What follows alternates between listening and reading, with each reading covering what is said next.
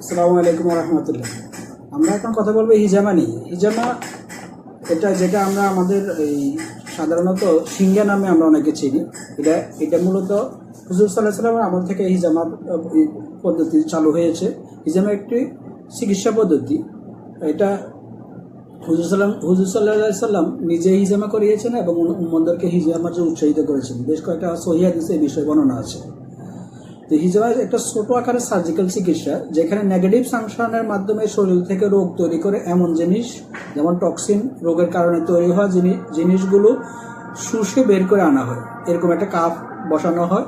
ওই কাপগুলোর মাধ্যমে এরকম সাংশন দেওয়া হয়, নেগেটিভ সাংশন দেওয়া হয়। আমরা বডিতে বসাইয়া এরকম এটার ভিতরে ঢুকাইয়া এরকম নেগেটিভ সাংশন দেওয়া হয়।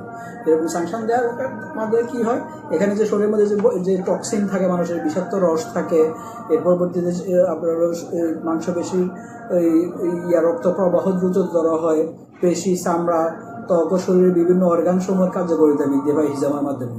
হিজামা যেখানেও গতানুগতিক চিকিৎসা পদ্ধতি যেখানে আপনার ব্যর্থ হয়, সেখানে হিজামা আপনার জন্য আমার জন্য বর্ষার কারণ হতে পারে। যেখানে হুজুর সাল্লাল্লাহু আলাইহি ওয়াসাল্লাম নিজে বলছে এখানে আল্লাহর রহমত থাকে, ঠিক আছে, বরকত থাকে। এখানে হিজামার মাধ্যমে যে কোনো জটিল ও কঠিন রোগের চিকিৎসা করা সম্ভব।